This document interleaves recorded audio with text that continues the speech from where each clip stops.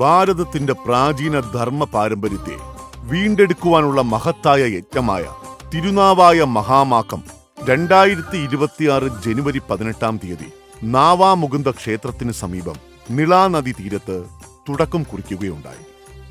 പിൽക്കാലത്ത് എന്നോ നിന്നുപോയ സനാതന പാരമ്പര്യത്തെ പുനരുജ്ജീവിപ്പിക്കുക എന്ന ലക്ഷ്യത്തോടെ സംഘടിപ്പിക്കുന്ന കേരളത്തിന്റെ ഈ കുംഭമേളയ്ക്ക്, ഈ മഹാസംഗമത്തിന് ആത്മീയ വെളിച്ചം പകരുന്നതിന് ലോകാരാധ്യയായ ശ്രീ മാതാ അമൃതാനന്ദമയി ദേവിയുടെ ദിവ്യ സാന്നിധ്യവും അനുഗ്രഹവുമാണ്.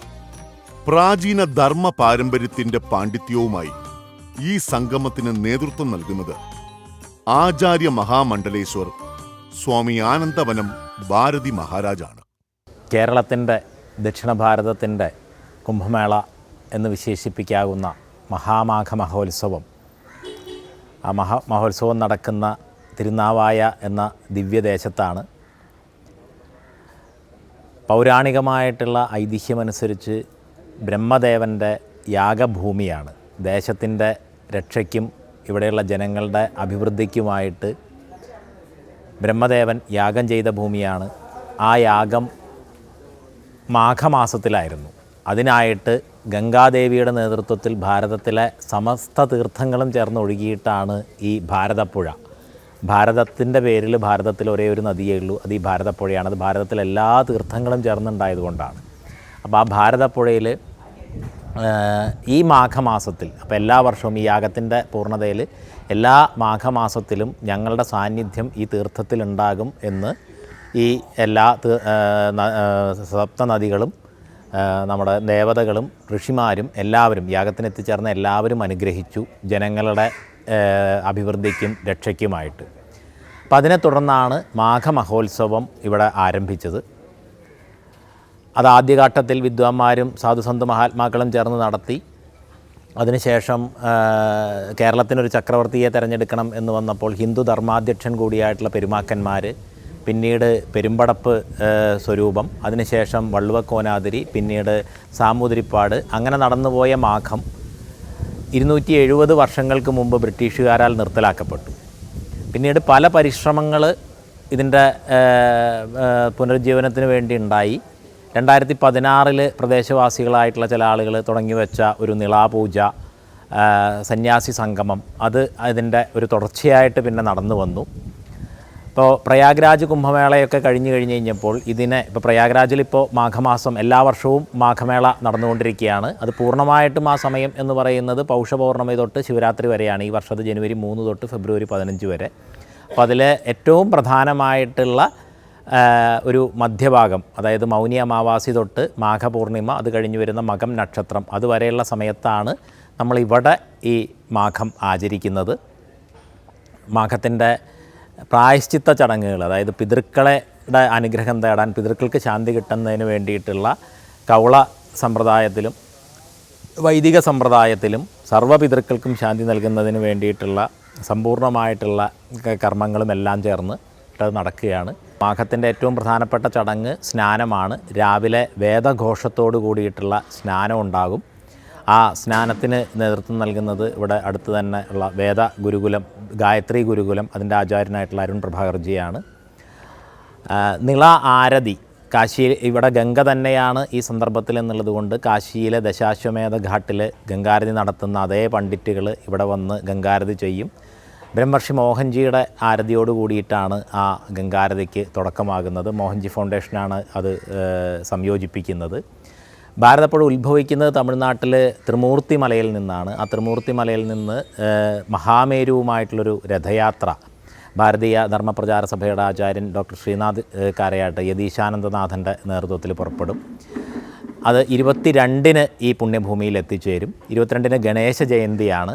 അന്ന് തൊട്ട് ഓരോ ദിവസവും വിശേഷപ്പെട്ട തിഥികളാണ്. ഗണേശ ജയന്തി, വസന്ത പഞ്ചമി, രഥസപ്തമി, ഭീഷ്മാഷ്ടമി, മഹാനന്ദ നവമി, ഒരു ഗുപ്ത നവരാത്രി, മാഘഗുപ്ത നവരാത്രിയാണ് ഈ ദിവസങ്ങൾ മുഴുവൻ. ദശമഹാവിദ്യകളുടെ സാധനയ്ക്ക് ഏറ്റവും വിശേഷമായത്. അപ്പം അതിൻ്റെ ഭാഗമായിട്ടുള്ള മാഘഗുപ്ത നവരാത്രി, ഗുപ്ത വിജയദശമി, എല്ലാ ശാപങ്ങളിൽ നിന്നും മുക്തി തരുന്ന ജയ ഏകാദശി, തൈപ്പൂയവും ഷോഡശി ദേവിയുടെ അവതാര ദിവസവുമായിട്ടുള്ള മാഘപൗർണമി, ഏറ്റവും മാഘത്തിൻ്റെ ഏറ്റവും വിശിഷ്ടമായിട്ടുള്ള നക്ഷത്രമായിട്ടുള്ള മകം. അങ്ങനെ എത്രയും ദിവസങ്ങളിലാണ് ഇവിടെ വിശേഷാൽ പൂജകളൊക്കെ നടക്കുന്നത്.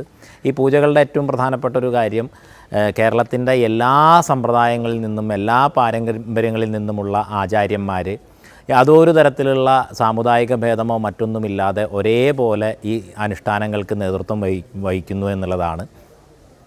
ഒപ്പം ഇവിടെ 19 മുതൽ അഖണ്ഡമായിട്ടുള്ള നവകോടി നാരായണ ജപം നടക്കുന്നു.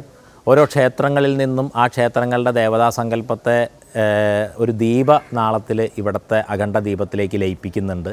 അങ്ങനെ വരുന്ന ക്ഷേത്ര സമിതികൾക്ക് മാഘത്തിൻ്റെ വൃക്ഷമായിട്ടുള്ള അശ്വത്ഥം ഇവിടെ നിന്ന് പ്രസാദമായിട്ട് നൽകുന്നുണ്ട്. അത് ഇവിടെ നിന്നൊരു കലശത്തിൽ ഈ തീർത്ഥവുമായി ചെന്ന് ആ തീർത്ഥം ആദ്യത്തെ നനവ് ആ തീർത്ഥം കൊണ്ട് സമർപ്പിച്ച് രക്ഷാവൃക്ഷമായിട്ട് നമ്മുടെയും ദേശത്തിൻ്റെയും രക്ഷാവൃക്ഷമായിട്ട് ആ അശുദ്ധത്തെ പരിപാലിക്കുക എന്നുള്ളതാണ് ഈ മാഘത്തിൻ്റെ ഒരു തുടർ തപസ്സായിട്ട് സങ്കല്പിച്ചിരിക്കുന്നത്. അങ്ങനെ ജനുവരി 19 തൊട്ട് ഫെബ്രുവരി 3 വരെ, ഫെബ്രുവരി 3-ന് എല്ലാ സന്യാസിമാരും ഭക്തജനങ്ങളും എല്ലാം ചേർന്നിട്ടുള്ള അമൃത സ്നാനത്തോട് കൂടിയിട്ടാണ് മാഘത്തിൻ്റെ ചടങ്ങുകൾക്ക് പരിസമാപ്തിയാകുന്നത്. അപ്പോൾ ഇത് മുഴുവൻ ഈ പഴയ കാലത്ത് താപസന്നൂർ എന്ന് പറയുന്ന വിശേഷിപ്പിക്കപ്പെടുന്ന ഒരു തപോഭൂമിയായിരുന്നു. ഇവിടെ നാവാമുകുന്ദ ക്ഷേത്രം വരുന്ന സമയത്ത് അപ്പുറത്ത് ഇവിടെ തിരുനാവായിയുമായി, അപ്പുറത്ത് തവനൂർ താപസന്നൂരിൽ ലോപിച്ച് തവനൂരുമായി. അപ്പോൾ തവനൂർ ബ്രഹ്മക്ഷേത്രം, ശിവക്ഷേത്രം, ഇവിടെ നാവാമുകുന്ദ ക്ഷേത്രം, ഈ മൂന്നും ഒരു ത്രികോണ ആകൃതിയിലാണ്.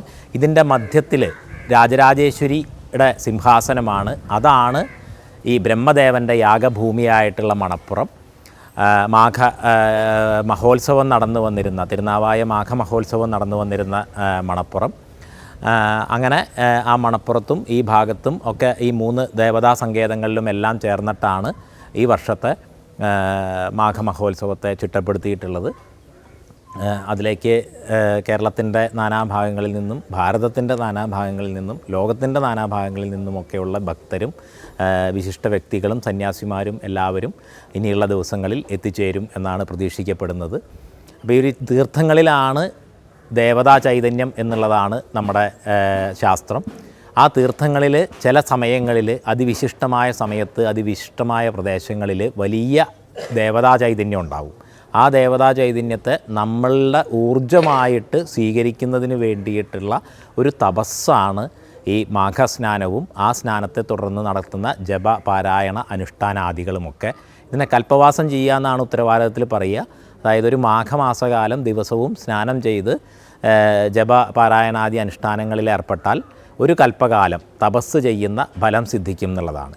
അപ്പോൾ അത്രയും വലിയ ഒരു തപസ്സിൻ്റെ ഒരംശമെങ്കിലും നമ്മുടെ ജീവിതത്തിലേക്ക് പകർത്തുന്നതിന് വേണ്ടിയിട്ടാണ് പൗർവാചാര്യന്മാർ ഇത്തരത്തിലുള്ള വലിയ അനുഷ്ഠാനങ്ങൾ സംഘടിപ്പിച്ചിരിക്കുന്നത്. അപ്പോൾ ദീർഘകാലത്തെ ഒരു ഇടവേളയ്ക്ക് ശേഷം തിരുനാവായയിലെ മാഘമഹോത്സവം, അത് കേരളത്തിൻ്റെ കുംഭമേളയായി, ദക്ഷിണ ഭാരതത്തിൻ്റെ കുംഭമേളയായി പഴയകാലത്ത് മാനിക്കപ്പെട്ടിരുന്ന ആ മഹാമാഘം അതിൻ്റെ പ്രൗഢിയെ വീണ്ടെടുക്കുകയാണ്.